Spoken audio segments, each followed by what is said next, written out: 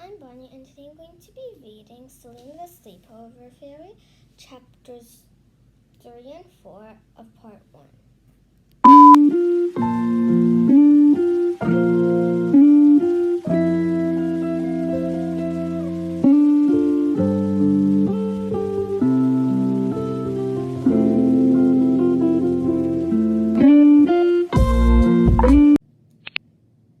A Goblin Sleepover.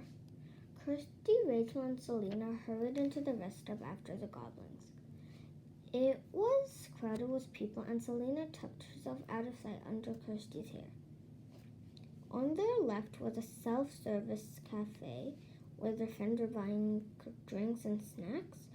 On their right was a gift shop, and a sign pointed to the restrooms up straight ahead. "Where did they go?" whispered Selena in Kirsty's ear. The rest stop was so busy that it was hard to see through the crowd. Kirsty and Rachel looked all around, and then Rachel gave a cry. Among the people, she had spotted a green sleeping bag bobbing in the air. A goblin was carrying it on his head. "That way, look." The girls pushed their way through the crowd, dodging elbows, bags, and legs.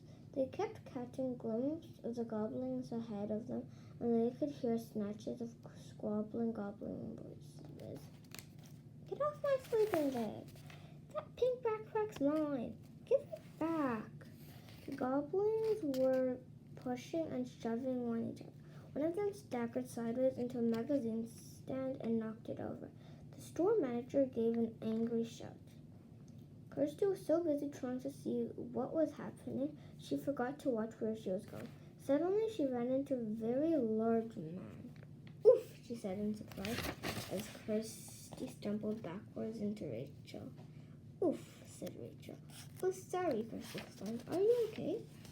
"No harm done," said the man with a kind smile. But when the girls looked around again, the goblins had completely disappeared. "Oh no," Rachel groaned. "How are we going to find them now?" "I have an idea," said Selena. She gave her wand a tiny flick, and it began to glow.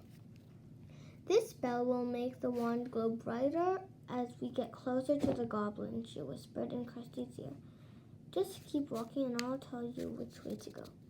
Guided by the glowing wand, they hurried toward the back of the rest stop until they reached an escalator. They could see only shadows beyond the escalator. Even the lights weren't working. "There's nothing here," said Rachel, looking around. "No shops, no cafe. It's just dark and spooky."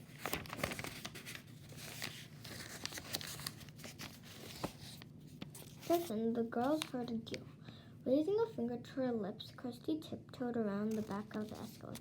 The tip of Selena's wand was glowing very brightly. Rachel followed, and together they poked their heads around the corner. The goblins were all there, sitting on the ground. They had rolled out their stolen sleeping bags and were searching through the backpacks for pajamas.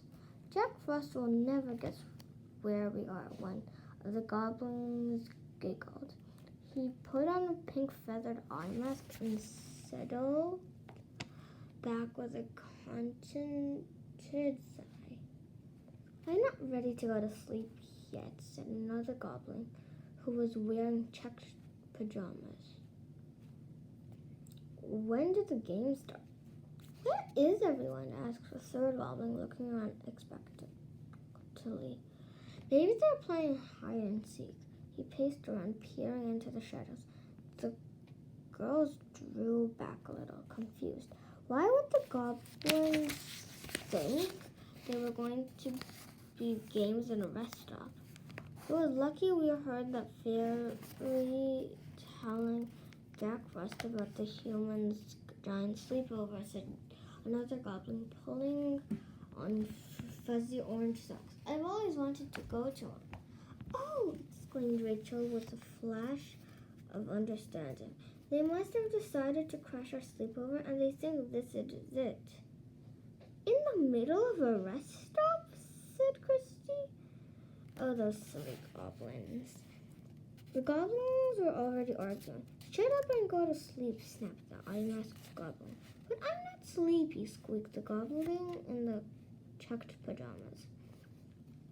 This is no fun, said a skinny goblin who was wearing an old-fashioned nightcap. Sleepovers are boring. You're boring, snapped the goblin with the fuzzy socks. A teddy bear flew through the air and hit the skinny goblin on the nose. Ouch, he squawked. You'll be sorry if you did that.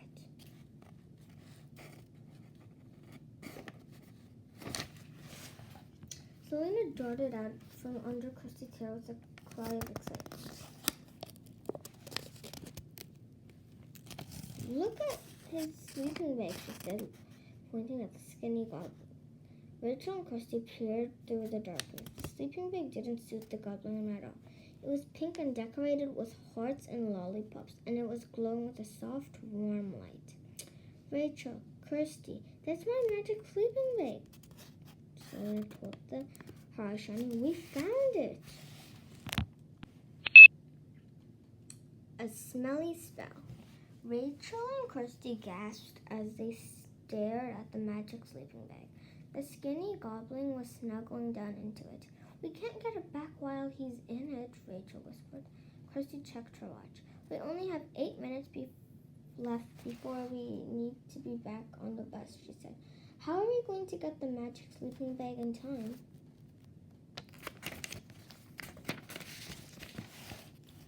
Maybe if we asked them nicely, they would give it back, said Selena. Rachel shook her head. They'll never agree to that, she said. Goblins never do anything unless there's something in it for them. I have an idea, said Kirsty in a low voice.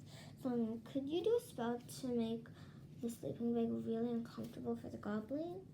Oh, that's a wonderful plan, said Rachel. If he's not comfy in the sleeping bag, he'll get out and we'll be able to grab it. I know just the spell, said Selena with a smile. Peeking around the corner, she waved her wand. Rosy posy, soft and cozy, she whispered. A ribbon of shimmering fairy dust coiled toward the magic sleeping bag. The girls watched and held their breath. Suddenly, the skinny goblin started to squirm and wiggle. My sleeping bag smells funny, he complained. Yuck, it smells like strawberries. Gross, said the goblin next to him, holding his nose. I can smell roses. Rachel and Kirsty had to cover their mouths to keep their giggles from being heard. There are flower petals in here, cried the skinny goblin. This awful fairy sleeping bag is full of horrible fairy sweetness. Get me out of here. He crawled out of the sleeping bag, his nose wrinkled in disgust. Now's our chance, said Rachel. She and Kirsty ran toward the empty sleeping bag with Selena fluttering by their side. It's those pesky girls again, squeaked the goblin with the orange socks. Don't let them take the sleeping bag. All of the goblins leaped toward the magic sleeping bag except for the one wearing the eye mask, who stumbled in the opposite direction. The skinny goblin grabbed his arm and dragged him along too. Before the girls could reach it, all 6 goblins were scrambling into the magic sleeping bag. Ha! You're not taking our sleeping bag, they called out. Selena fluttered to the ground in front of her. It's not your sleeping bag, she said firmly. You shouldn't try to keep what doesn't belong to you. Can't hear you, jeered the skinny goblin, sticking his fingers in his ear.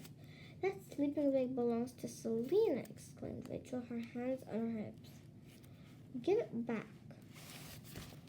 The goblin zipped up the sleeping bag until all that could be seen of them was 6 green heads poking out at the top. They were all sticking out their tongues at the girls and making faces. All right, said Selena with a sly smile. If you want to stay in the magic sleeping bag, I'll help you.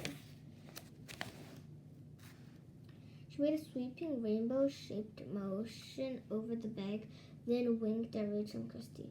This sleeping bag is horribly soft and feathery, complained the eye mask goblin. I want to get out. I can't undo the zipper sleepover, cried the goblin in checked pajamas. That tricky fairy used magic to keep it shut, said another goblin in a panic. We're stuck! The goblin writhed and wiggled and squawked, but they couldn't get out of the sleeping bag. Rachel and Kirsty giggled, and Selena hovered above the goblins. Now, she said, are you goblins ready to make a deal?